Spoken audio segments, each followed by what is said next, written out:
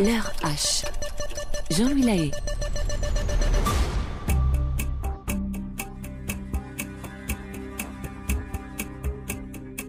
Vous vous moquez de moi? Aérodrome militaire de Roswell. Nous sommes au Nouveau-Mexique sous la chaleur exponentielle du début d'été. Le major Jesse Marcel, pendu à son téléphone, vient d'apprendre une nouvelle qui va changer sa vie. Son interlocuteur, lui, est placide, presque imperturbable. Il fume une cigarette. Le militaire le perçoit au bruit émis dans le combiné. Non, mais je vous jure, hein, major, vous devez venir. Oh, Mac n'est pas du genre à mentir. S'il dit qu'il a récupéré quelque chose de suspect dans l'un de ses champs, vous devez le croire, c'est le cas. Jesse Marcel est un vétéran des guerres du Pacifique. Ses yeux ont vu plus d'horreur qu'il n'en faut pour 2 ou 3 existences passées sur Terre. Mais ça, à l'autre bout du fil, le shérif Wilcox n'en a que faire. Et il s'impatiente. Bon alors, qu'est-ce que diable je dois faire avec ça, moi? Le militaire sue à grosses gouttes. La chaleur ambiante n'y est pas pour grand-chose. En balbutiant, à court d'idées, le major clôt la discussion. Mon supérieur doit être informé. Attendez-nous sur place dans la matinée. Terminé. Fin de la communication. Début des doutes. Pendant 5 longues minutes, le militaire reste appuyé contre le mur, comme pour se maintenir dans la réalité. Ce qu'on vient de lui raconter est une folie. Non loin de la base, un fermier aurait mis la main sur quelque chose d'inimaginable. Des débris de soucoupes volantes. Nous sommes le 7 juillet 1947. Jesse Marcel file chez son lieutenant-colonel à la vitesse de la lumière. Il est 9h30 du matin et c'est l'heure H de mon histoire.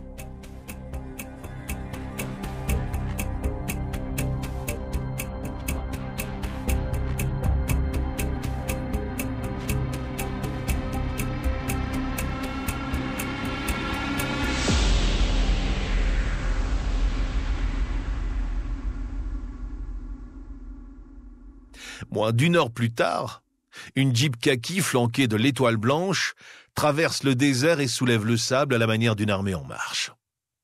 Pied au plancher, Jesse Marcel est accompagné de son lieutenant-colonel, moins abasourdi que lui d'apprendre la nouvelle. Étonnant, mais Marcel ne pose pas de questions. C'est ça l'armée, une avalanche d'informations dont la connaissance se rétrécit au fil de la hiérarchie des grades. Enfin tout de même pour le coup, une soucoupe volante. Il y a de quoi se poser des questions, non? Le moteur rugissant prend la direction du poste du shérif Wilcox. C'est avec un donuts fourré au chocolat que l'homme de loi les attend patiemment sous son perron. Il est loin le temps de la conquête de l'Ouest, durant laquelle les cow-boys n'avaient rien à se mettre sous la dent. Wilcox est de ceux dont les chemises sont prêtes à exploser sous la poussée d'une bedaine dominante. Tout le contraire de Marcel, qui, fin comme un fil, voit sa main disparaître lorsqu'il serre celle du géant, dont l'étoile reluit sous le soleil. Bon, vous m'excuserez, messieurs, je reste à l'ombre. Le soleil me donne des migraines. Le major Marcel sourit. Ce gars a l'air d'être un marrant, mais le supérieur du militaire, planté sous la boule de feu grimpant dans le ciel, n'a pas esquissé un rictus. Pas surpris de la découverte, mais visiblement particulièrement tendu. Monsieur Wilcox, nous devons immédiatement nous mettre en route. La Jeep s'affaisse lorsque le colosse s'assied, et dans une plainte légère mais perceptible, le moteur redémarre. L'étoile de bronze de Marcel luit sous le soleil, et le shérif ne peut s'empêcher de lui demander comment il a obtenu cette médaille du mérite. L'esprit du militaire, aussitôt, est transporté au cœur de l'Asie de la Deuxième Guerre mondiale, face aux exactions commises. Pour se sortir de ces visions, toujours la même solution: fuir. Parlez-nous plutôt de ce Mac Brazel. Brazel est un propriétaire terrien de la bordure de Roswell. Il a hérité de ses parents qui, eux-mêmes, avaient hérité de la génération précédente d'un ranch gigantesque aux terres tellement immenses qu'il faut plusieurs journées de cheval pour les traverser de part en part. En croquant dans son donut, le shérif ajoute que le fermier n'aime pas les engins motorisés et qu'il élève des chevaux. Des mustangs, avait-il précisé. Au bout de son monde, Le fermier n'a pas de téléphone. Il n'a donc averti le shérif qu'une semaine après sa découverte. Certains des débris qu'il a retrouvés sont dans le fond d'une de ses granges. Il n'a pas tout ramassé, évidemment. Donc, la zone du fameux crash doit certainement être encore pleine de débris. Le supérieur de Jesse Marcel, qui faisait jusqu'alors mine de ne pas écouter, redresse la tête d'un coup sec à la fin de cette phrase. Puis, il replonge dans un mutisme aussi troublant qu'inquiétant. En réaction, le major Marcel accélère encore, gagnant rapidement les premiers accès de la propriété du fermier détenteur des mystérieux débris. Autour des trois hommes, un vide immense, angoissant. Quelques montagnes éparses, des touffes de végétation pas plus présentes et du sable, beaucoup de sable. En remarquant la pauvreté de ce paysage, le major ne peut s'empêcher de se demander comment il est possible d'y vivre toute une vie. Et puis, il se ravise. Lui aussi, au début, il avait dû s'habituer. Après tout, c'est là une des qualités de la nature humaine. L'habitude permet bien des ajustements. La Jeep, dans un crissement marquant l'impatience des militaires, se gare dans la cour de la propriété. Le vieillissant ranchman les attend. Il porte un large chapeau blanc et une chemise à carreaux. Son jean délavé vient mourir par-dessus des bottes en cuir pointues et abîmées. Oh, pas de doute, ce gars est bien leur homme. Le shérif salue chaleureusement cet individu qui semble être son ami et il le présente aux deux officiers. Le vieil homme semble méfiant. Mâchant du tabac à chiquer, le fermier hoche la tête sans parler. Ambiance. C'est le major Marcel qui, le premier, brise la glace au bout d'une bonne minute de silence pesant. « Vous pourriez nous conduire sur les lieux de l'accident ?» La grange attendra.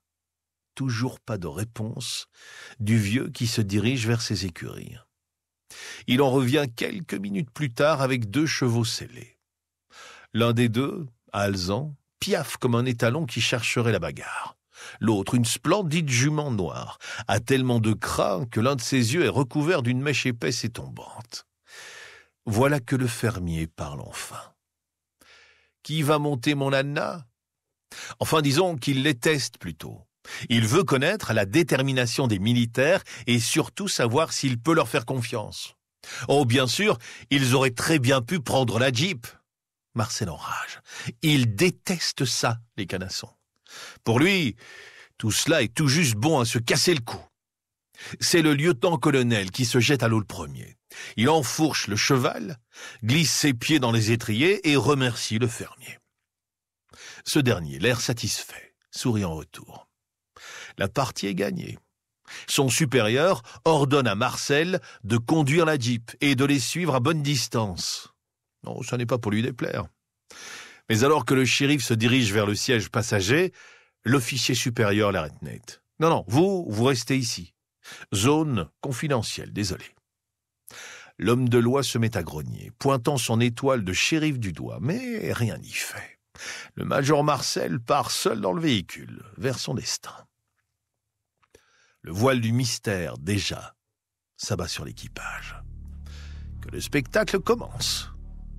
Marcel, qui pensait devoir se traîner à faible vitesse derrière les chevaux, se sent bien bête lors du trajet. Les cavaliers lui mettent la misère. Il ne parvient pas à les rattraper, malgré sa bonne volonté apparente et celle du moteur de la Jeep. Heureusement, le trajet n'est pas si long, et une fois les premières acres de la localité de Corona atteints, le major n'a aucun mal à observer la zone sensible. Des débris se trouvent éparpillés partout sous le soleil brûlant. Jesse Marcel n'a encore jamais vu ça.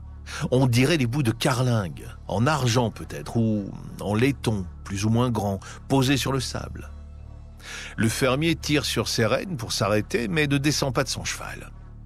Ce qui va suivre ne le regarde pas, il le sait. Mettant pied à terre, le lieutenant-colonel lui confie sa jument, après une caresse donnée sur l'encolure. Nouveau sourire de l'éleveur. L'officier supérieur de la base militaire de Roswell prend le temps d'observer ce qui se trouve autour de lui. Marcel le rejoint et fait de même, palpant certains débris. Motivé par le besoin de comprendre, Marcel cache même quelques morceaux au fond de sa poche, sans que personne ne le remarque. Et puis, Le lieutenant-colonel fait charger des débris à l'arrière de la Jeep, direction la base. Le fermier rentrera seul. Sur la route du retour, sans le shérif qui a dû lui aussi se débrouiller pour rentrer, son supérieur s'adresse à Marcel d'une voix atone, presque éteinte. « Nous allons devoir préparer une communication pour le grand public, Major Marcel. Ce sera fait demain, après quoi vous serez chargé de l'enquête. » Marcel quitte la route de sable des yeux, interloqué. Ce qu'il se trame ici ne lui dit rien qui vaille. Pourquoi serait-ce à lui de diligenter l'enquête, alors même que son supérieur s'est déplacé sur les lieux? Et il reste un mystère à élucider. L'engin dans la grange. Mais là aussi, l'officier supérieur reste évasif. Nous rentrons à la base avec nos trouvailles. Je vais organiser l'évacuation de la grange plus tard. Fin de l'histoire. Ce n'est que bien tard que le major rentre chez lui cette nuit-là. Déjà, les insectes chantent et dansent sous la lumière de la lune. Les morceaux de débris dans sa poche, il hésite longuement avant de pousser la porte de la chambre de son fils. « Oh, et puis merde, Jessie, c'est trop important. » D'un baiser, le major réveille son môme, Jesse Marcel Jr. Ça ne s'invente pas. Âgé de 10 ans, le gamin se frotte les yeux et découvre avec intérêt les débris ramassés. Ses draps sont pleins de sable et sa curiosité s'aiguise. Il demande à son père ce que c'est. Dans l'ombre nocturne, d'une voix caverneuse, le major quitte la pièce sur ces mots. « C'est quelque chose que tu ne reverras jamais de ta vie. » Sous la lune du Nouveau-Mexique ce soir-là, une famille tout entière vient de plonger dans le mystère et dans le doute. Ils seront bientôt rejoints par 143 millions d'Américains. Notre histoire se poursuit le lendemain de ces événements pour le moins particuliers, vous en conviendrez. Nous ne nous retrouvons cependant pas à Roswell, ni dans les champs qui ont été le théâtre de l'accident, ni même dans la base militaire, non. Dès sa prise de poste, le major Jesse Marcel est envoyé au Texas, à Fort Worth. Dans l'avion qu'il conduit dans l'État voisin, Marcel apprend 2 choses. Les débris du crash se trouvent à l'arrière de l'appareil. La base de Roswell vient d'établir un communiqué limpide. Un appareil volant en forme de disque a été retrouvé. Il est entre les mains de l'armée. Cette transparence a de quoi intriguer. Le major Marcel ne comprend pas. Alors que l'avion s'apprête à atterrir, ses questionnements se mêlent au bruit de la carlingue en fonctionnement. Comment expliquer la discrétion, pour ne pas dire plus, de son supérieur la veille, alors qu'aujourd'hui, la presse avait pu se saisir de l'affaire en parlant d'un engin volant? Le major n'avait pas imaginé un tel déballage lorsque le lieutenant-colonel lui avait parlé d'un communiqué. Là, c'était l'envoyer lui au front face à l'inconnu. Puisque oui, dans le même article, la chose est clairement établie. L'officier responsable de ce mystérieux événement, c'est lui. Toutes les autres autorités supérieures de la base se dédouanent. Ah, tu parles d'un cadeau, marmonne le major une fois l'atterrissage réalisé. Le militaire et sa cargaison prennent ensuite le chemin de la base militaire de Fort Worth. Marcel sait qu'il est attendu par un parterre de journalistes issus de tout le pays. L'aérodrome militaire, immense, s'étend à perte de vue. Prenant la direction du QG, le major est observé par le personnel de la base comme s'il était lui-même un extraterrestre. Des murmures et des regards curieux l'accompagnent jusqu'à sa destination finale. Dans une grande salle aménagée et encore vide, Marcel rencontre les hauts gradés de l'aérodrome qui le briefent. Il va devoir raconter la découverte des débris, évoquer l'engin volant. Ensuite, les journalistes auront le droit d'observer certains des morceaux issus du crash. La conférence de presse devra se conclure avec cette information. C'est un ballon-sonde météo qui s'est écrasé à Roswell. Pour ce faire, il sera assisté du général Ramsey et d'autres officiers, dont l'un est météorologue. Mot d'ordre, il faut noyer le poisson. Interloqué, le major acquiesce. Il n'a pas le rang pour discuter les ordres émanant d'un général. Mais dans son esprit, ses questionnements reprennent de plus belle. Ce qu'il a touché hier, ce qu'il a montré à son fils, ça ne ressemble en rien à des résidus de ballon-sonde. Et pourtant, il n'est pas un spécialiste de ces engins. Comment alors montrer à la presse des morceaux de ce qui a été ramassé tout en les présentant comme tels? Les journalistes ne vont-ils pas sentir le coup fouet? Le major, comme les autres, va rapidement être fixé. Dans la salle comble et égorgée de chaleur, la conférence se déroule dans un calme olympien. Tout se passe comme le briefing l'avait prévu. Et puis, machinalement, le général fait entrer les pièces à conviction du crash. Pour le major Marcel, c'est la stupeur. Les pièces qui sont présentées là ne sont pas celles qu'il a vues hier. Il en est persuadé. Il est invité à décrire les morceaux de ce qui semble être de l'aluminium. Il se penche, on le prend en photo au contact de ses faux. D'un œil presque hagard, il se tourne vers le général, qui ne répond qu'avec un regard noir. Et alors qu'il doit prendre la parole afin de décrire ce qu'il a vu, Marcel en est empêché rapidement par le gradé lui-même, qui cherche à étouffer cette affaire embarrassante. Le major peut à peine ouvrir la bouche. Le général va donc rapidement conclure en affirmant que cette affaire n'en est pas une, et qu'un ballon météorologique s'est écrasé sur une propriété du Nouveau-Mexique. Marcel, dans un premier temps, espère des questions piquantes venant de la part des journalistes, mais rien. Aucun des hommes de presse n'ose remettre en doute la version officielle. Le lendemain, le major est de retour chez lui. Il tombe sur le Roswell Daily Record, la feuille de chou locale. Toute la presse va dans le même sens. Ici, le journaliste précise que la théorie du ballon est bel et bien celle qui tient la route. En effet, aucun moteur n'a été retrouvé sur place.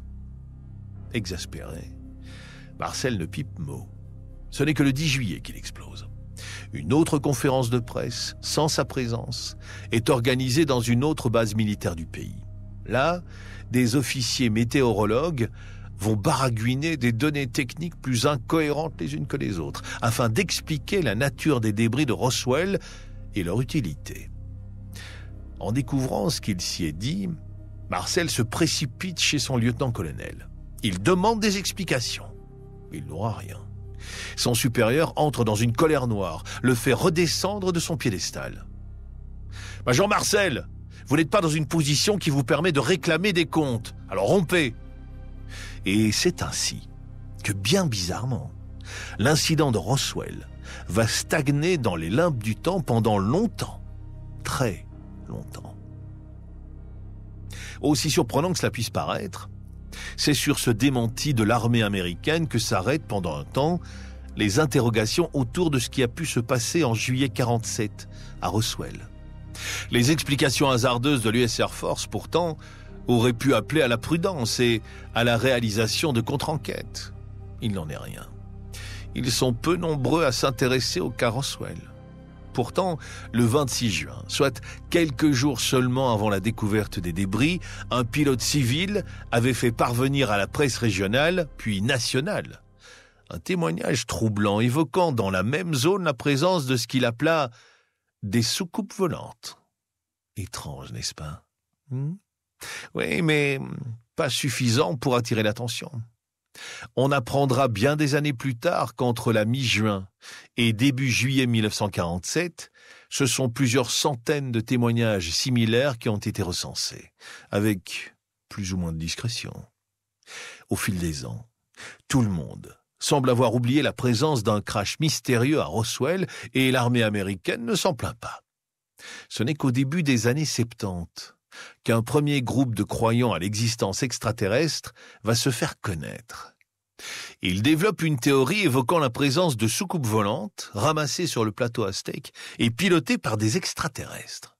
Les corps auraient même été récupérés à plus de 300 000 nautiques de Roswell, mais un auteur spécialisé dans les nouvelles de science-fiction, Robert Spencer Carr, évoque cette histoire en 1974, arguant avoir reçu des témoignages solides de militaires ayant assisté à l'autopsie de corps des mêmes engins ramassés à Roswell. Et il donne même l'emplacement précis dans lequel se trouvent les dépouilles, le hangar 18. L'affaire prend une telle proportion que l'armée est obligée d'intervenir, prouvant qu'à Roswell, il n'existe aucun hangar avec une telle terminologie. Mais le mal est fait. Les projecteurs qui s'étaient éteints se rallument. L'attention sur l'incident du Nouveau-Mexique est totalement relancée.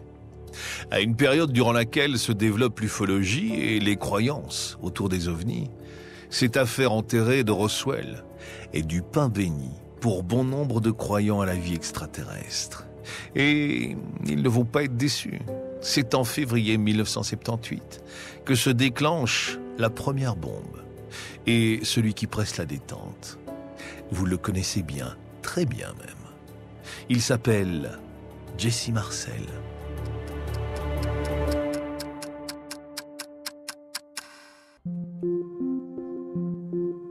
Nous sommes en février 1978.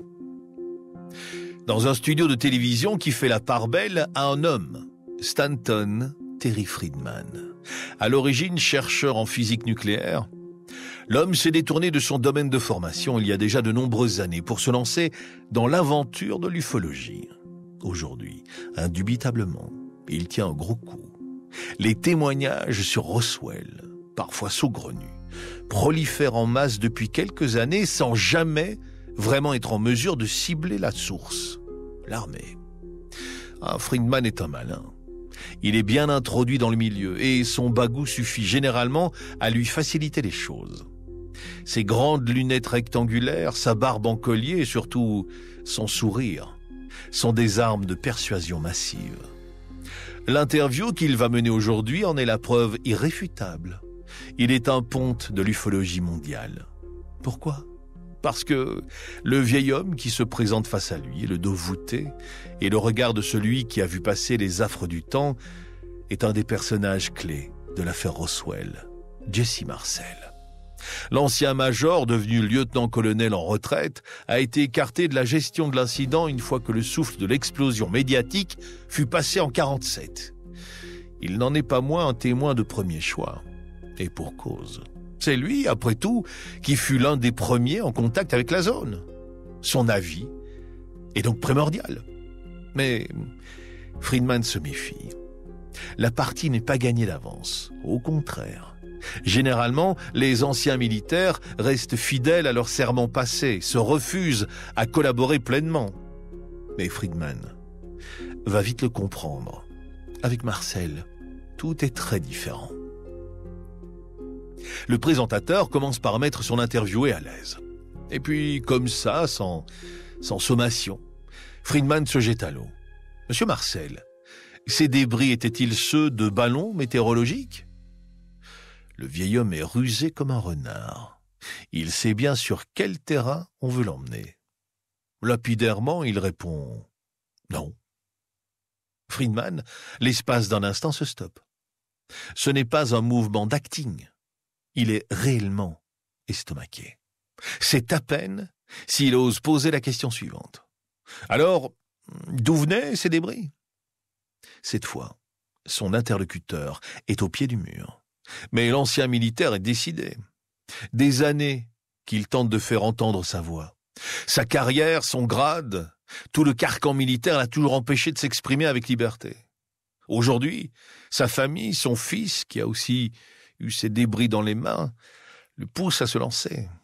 Alors oui, il va répondre à la question du présentateur, de manière très claire. De mon point de vue, Monsieur Friedman, ces engins sont d'origine extraterrestre. La bombe explose. L'incident de Roswell, lui, entre dans une nouvelle dimension. Cette première interview fait monter la sauce et aboutit en 1980 à la participation de Marcel à 2 interviews. Une pour le National Enquirer, qui le rend populaire. L'autre dans le cadre d'une émission télé.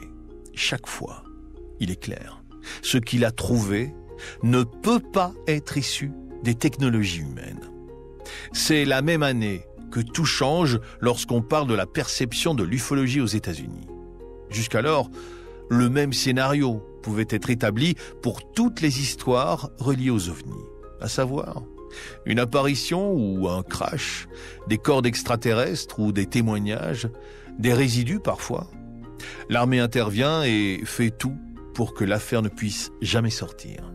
Ce qui change ici, indubitablement, c'est la présence d'un témoin de première ligne, Jesse Marcel. Un auteur connu du public américain va en profiter pour se jeter dans la brèche. Il s'appelle Berlitz et, avec un ufologue du nom de Moore, il va publier un ouvrage intitulé « Incident at Roswell ». Le succès est immédiat, pour 2 raisons principales. En premier lieu, le fait est que plus personne ne se souvenait dans l'imaginaire collectif qu'une telle affaire avait eu lieu à la sortie de la guerre. L'opinion publique en était restée au ballon-sonde. Et puis deuxièmement, c'est la contribution de Marcel à toute cette affaire qui apporte une saveur particulière à l'étude. Pour la première fois, un témoin difficilement critiquable, puisqu'il a vu et touché les fragments des soucoupes, accepte de témoigner et d'admettre que pour lui, il existe une vie extraterrestre. En cherchant des traces de l'événement, les rédacteurs du livre remettent la main sur le premier communiqué de l'armée qui a fait date en évoquant une soucoupe, mettant de côté, peut-être sciemment, le fait que l'armée a admis avoir commis une erreur en évoquant un engin non identifié, la fameuse théorie du ballon-sonde. Le livre fait les choux gras de la presse nationale. La notoriété de l'affaire explose véritablement. Mais ce travail divise aussi profondément même le monde de l'ufologie. Certains reprennent les témoignages de Marcel, recoupent ses dires et se rendent compte qu'il ne fait pas de révélations explosives. Il parle de rubans adhésifs et de ficelles. Autant dire que ces éléments ne peuvent en rien prouver une quelconque provenance extraterrestre. Peu importe. La division des ufologues au sujet des témoignages successifs du lieutenant-colonel Marcel provoque une émulation redoublée autour de ce qui a pu se passer lors du crash. Et l'appel d'air provoqué par l'effet d'annonce du militaire appelle d'autres témoins à saisir leur courage à 2 mains. Roswell devient le centre du monde de l'ufologie. Ils sont des centaines, bientôt, à se souvenir. De nombreux témoins, en effet, vont durant toute la décennie 1980 apporter leur pierre à l'édifice. Certains évoquent des soucoupes argentées se percutant et tombant en morceaux sur le sol. D'autres parlent même de corps extraterrestres ramassés par l'armée. Mieux, l'un des témoins affirme que l'un des petits hommes venus de l'espace était encore vivant au moment de la découverte, précisant qu'ils avaient 4 doigts et qu'ils étaient plus petits qu'un enfant de 10 ans. Mais la pluralité des événements n'apporte pas réellement de quoi lire ceux-ci avec plus de lisibilité. Bien au contraire même. Les théories les plus antinomiques se développent, tant et si bien que bientôt plus personne n'est d'accord sur le lieu même du crash. L'un pense que la soucoupe s'est écrasée à tel endroit, l'autre estime que c'est plus loin, enfin bref. Faites vos jeux, rien ne va plus. D'un point de vue plus commercial, la petite bourgade de Roswell et la région attenante du Nouveau-Mexique s'en frottent les mains. Dès le milieu de la décennie 80, de nombreuses attractions et établissements en tout genre vont s'ouvrir en lien avec la thématique des extraterrestres. Et tenez-vous bien, la célèbre franchise McDonald's vient s'y implanter sur la Main Street, ouvrant un restaurant en forme de soucoupe volante, évidemment. Cet exemple n'en est qu'un parmi d'autres. Un musée international et centre de recherche sur les ovnis ouvre ses portes, tout comme d'autres institutions telles que le Roswell UFO Spacewalk. En résumé, l'affluence des témoins, la sortie du livre Incident at Roswell et l'insistance des médias à vouloir comprendre ce qu'il s'est tramé au cœur du Nouveau-Mexique permet la naissance d'une économie à grande échelle qui attire une multitude de curieux. Le tourisme ovni est né à Roswell. Il se développera ailleurs, notamment dans la fameuse zone 51, mais c'est bien dans le Nouveau-Mexique qu'il trouve son berceau et son point névralgique. Quoi qu'il en soit, la popularité croissante de l'affaire ne va pas tarder à embraser toutes les strates de la société, y compris celles des classes dirigeantes, qui ne vont pas tarder par ce phénomène constant de la boule de neige qui ne cesse de prendre de la vitesse, à exiger l'impensable. des explications claires de l'armée. Cela voudrait-il dire que l'US Air Force n'a pas dit toute la vérité en 1947 ? Peut-être bien. Le mystère, lui, ne fait que s'épaissir davantage. C'est en 1994 que l'armée américaine va communiquer de nouveau officiellement sur le cas du crash de Roswell. C'est la stupeur. Dans un premier rapport, issu des services de l'US Air Force, l'armée admet l'impensable.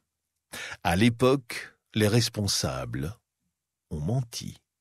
Roswell n'a pas été le lieu du crash des ballons-sondes météo. Ce mensonge était une couverture visant à protéger une entreprise de plus grande ampleur, le projet Mogul. Cette opération avait pour but d'insérer des microphones à la pointe dans des ballons haute altitude, le tout afin de servir d'engin d'espionnage. L'ennemi ciblé, l'URSS évidemment, qui en 1947 s'est déjà engagé avec les États-Unis dans une guerre froide qui durera encore des dizaines d'années. Mais ce rapport n'explique pas certains témoignages qui parlent de la présence de corps d'extraterrestres sur la zone. Un deuxième rapport sort donc dans la presse, bien des années plus tard, en 1997. Ceux qui stipulent avoir vu des corps être enfournés dans des sacs poubelles ont été trompés. En réalité, il s'agirait de mannequins tests utilisés pour des parachutages factices. Bon. Autant vous dire que les défenseurs des théories extraterrestres ne sont évidemment pas convaincus par la véracité des rapports. Leur credo est clair. Si l'US Air Force a menti une fois en 1947, pourquoi dirait-elle la vérité des années plus tard ? Pour la plupart des médias, l'information tient la route. En effet, Marcel semble bien avoir décrit des résidus de ballons taillés pour l'altitude. Mais cela ne change rien pour une bonne partie de la communauté passionnée d'ufologie. Ces interventions de l'armée ne permettent en rien d'établir avec certitude que la vérité a été dite pour de bon. L'US Air Force est donc intervenue par 2 fois afin de tordre le cou aux rumeurs les plus folles. Et si l'on a pu croire que ces prises de parole pouvaient calmer les esprits au sujet de l'incident de Roswell, il n'en fut rien. Le développement de nouvelles technologies, au contraire, a permis la croissance toujours plus importante de nouvelles sources visant à prouver l'existence de la présence extraterrestre à Roswell. Si la décennie 1980 fut celle des innombrables témoignages de personnes sur le sujet, la décennie 1990, elle, va permettre l'explosion d'un nouveau type de preuves, les vidéos.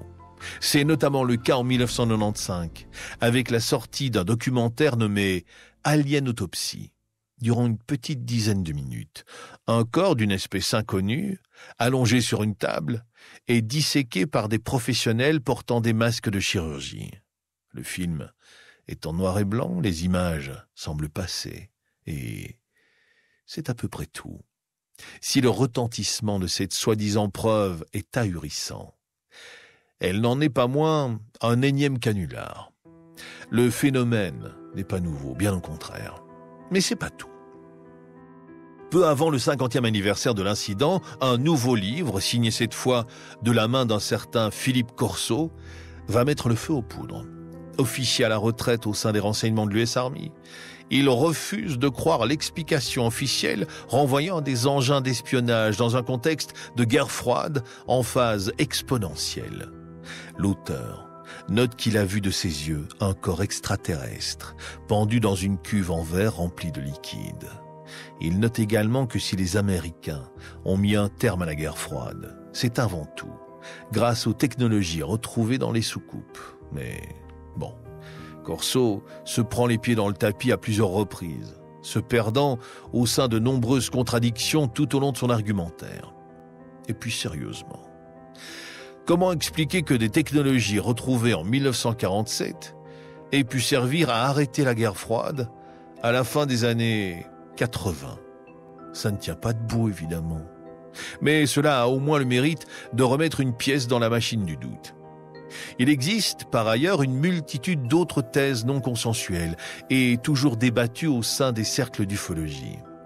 Elles sont si nombreuses qu'il nous serait impossible ici de les mentionner. Loin de permettre une bonne compréhension de l'affaire et donc d'appuyer la thèse de l'existence d'un crash d'OVNI dans le Nouveau-Mexique, elle participe au contraire à discréditer les chercheurs visant à mettre en place des processus de recherche sérieux et aboutis à ce sujet.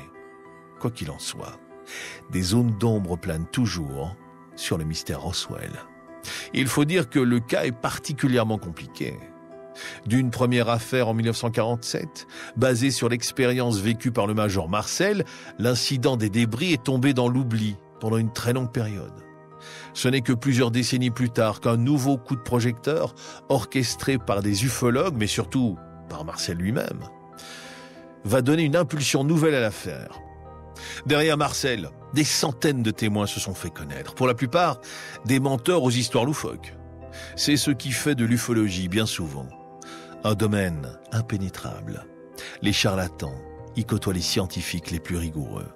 Il faut dire également que dans le cas de Roswell, l'attitude de l'armée américaine n'a pas aidé à remettre de la clarté dans la nébuleuse compréhension de l'incident.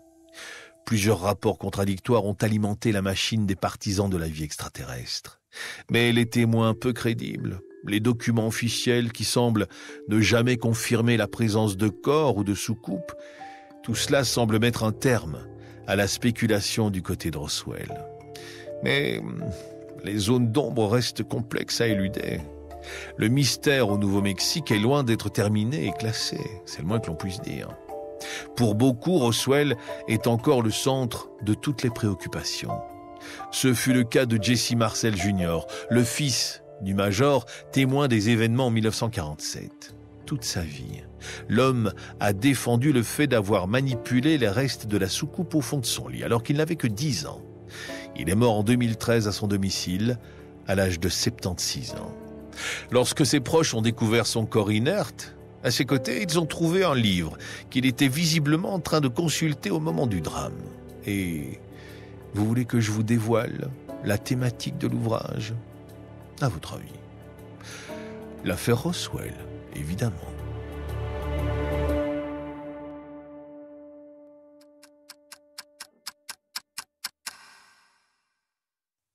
Voilà pour ce récit que j'ai eu le plaisir de partager avec vous grâce à la plume de Valjean. L'heure H. Jean-Louis Lahaye.